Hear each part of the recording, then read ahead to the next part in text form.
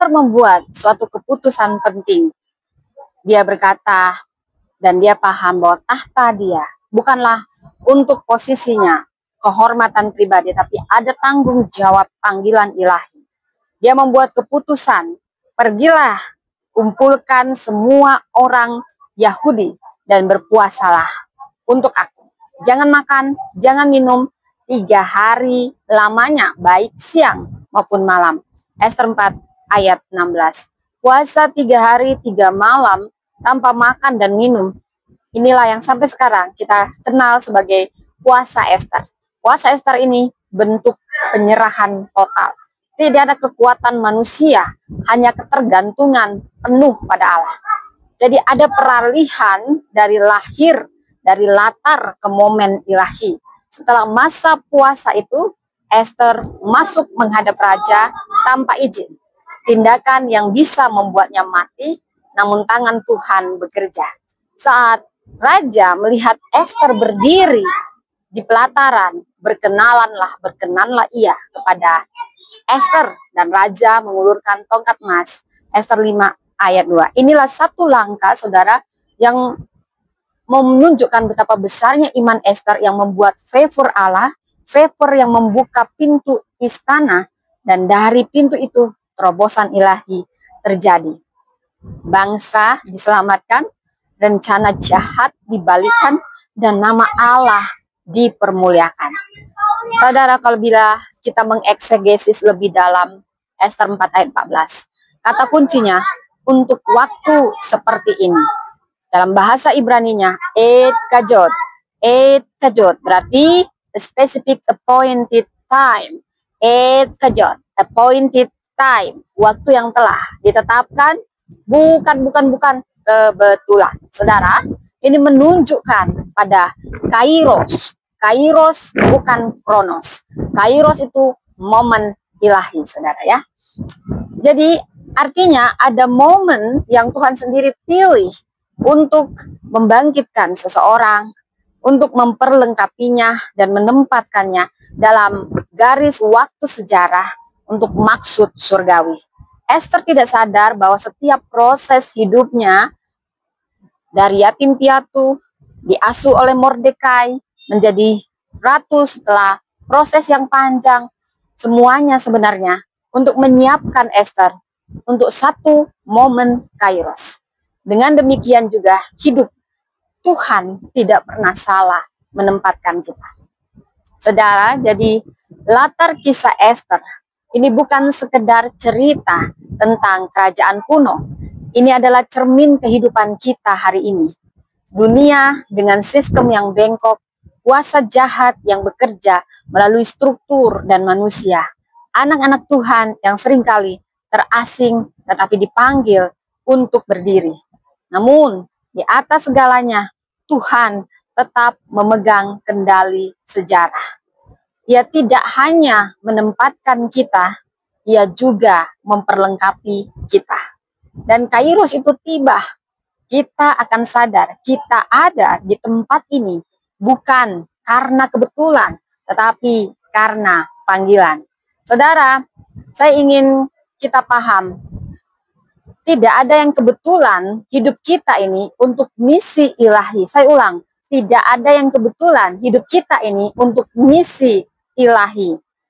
Saudara, setelah kita menelusuri latar belakang sejarah, sosial, dan spiritual kitab Esther, maka kita bisa menyimpulkan dengan kalimat yang sangat dalam, tidak ada yang kebetulan dalam kerajaan Allah. Saudara, di dunia ini orang banyak menyebut banyak hal sebagai kebetulan, tapi percayakah Anda? Untung saja, atau kebetulan aku ada di sini. Tapi orang yang hidup dalam pimpinan Tuhan tahu bahwa di balik yang tampaknya kebetulan itu sebenarnya ada tangan ilahi, tangan Tuhan yang bekerja di balik layar, yang bekerja tampak seperti diam-diam. Roma 8 ayat 28 jelas berkata, kita tahu sekarang bahwa Allah turut bekerja dalam segala sesuatu untuk mendatangkan kebaikan bagi mereka yang mengasihi Dia, yang terpanggil sesuai dengan rencananya. Ayat ini bukan sekedar teori rohani, tetapi ini kenyataan hidup bagi Esther.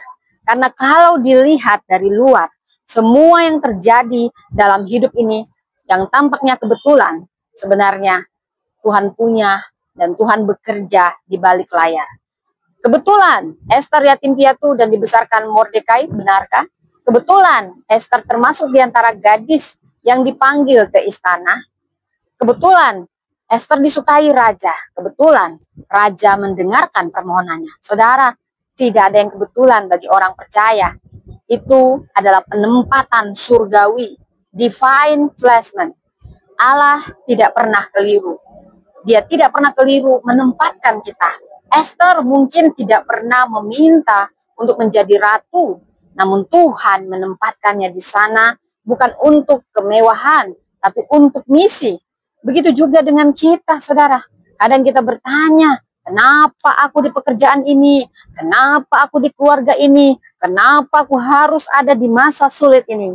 Dan Tuhan ingin menjawab kita, karena aku sedang memperlengkapimu, anakku, untuk waktu seperti ini. Sama seperti Esther, Tuhan sedang menempatkan kita di posisi yang kelihatannya biasa, tapi sebenarnya strategis di mata surga. Mazmur 37 ayat 23 berkata, langkah orang benar ditetapkan oleh Tuhan apabila ia berkenan akan perjalanannya. Setiap posisi adalah amanat. Setiap posisi adalah amanat. Tuhan tidak menempatkan kita di istana supaya kita duduk manis, tapi supaya kita berdiri di celah. Tidak untuk menikmati kenyamanan, tapi untuk menjalankan misi. Esther bisa saja berdiam diri, dia punya segala fasilitas dan keamanan, namun Mordekai mengingatkan, Esther 4 ayat 13. Jangan sangka bahwa karena engkau di istana raja, engkau akan terluput. Tujuan Tuhan atas hidup kita lebih besar dari zona nyaman kita, saudara. Maka pesan ilahi pertama saat ini, hidup kita bukan kebetulan. Hidup kita bukan kebetulan. Kita ditempatkan untuk tujuan ilahi. Tujuan ilahi. Dari penempatan menjadi panggilan. Saudara, penempatan ilahi akan selalu menuntun pada panggilan ilahi. Tuhan tidak menempatkan seseorang tanpa tujuan. Yusuf ditempatkan di Mesir bukan kebetulan, tapi untuk menyelamatkan banyak jiwa. Kejadian 50 ayat 20. Daniel di istana Babel bukan kebetulan, tapi untuk menunjukkan kebesaran Allah di tengah bangsa kafir. Esther di istana Persia bukan kebetulan, tapi untuk melindungi umat Allah dari genosida. Demikian juga saudara-saudara, Anda bukan kebetulan di dunia kerja Anda, di komunitas Anda, di keluarga Anda. Ada momen kronos yang akan membawa Anda ke momen ilahi. Mungkin posisi saat ini bukan yang Anda harapkan, tapi sebenarnya Allah sedang bekerja juga di balik layar. Bukan karena kebetulan, tetapi karena ada misi surgawi yang menunggu untuk dijalankan. Dari keadaan biasa ke momen kairos. Tuhan punya cara luar biasa memakai hal biasa. Esther hanyalah gadis sederhana, tetapi ketika kairos Tuhan datang, dia menjadi alat penyelamat bangsa. Artinya kita tidak perlu menunggu jadi besar dulu baru dipakai Tuhan. Tuhan senang memakai setiap kita dimanapun kita berada saat ini. Efesus 2 ayat 10, karena kita ini buatan Allah, diciptakan dalam Kristus Yesus untuk melakukan pekerjaan baik yang telah dipersiapkan Allah sebelumnya. Esther tidak mencari kesempatan, Tuhan yang menyiapkannya. Dia hanya perlu taat, peka terhadap momen ilahi.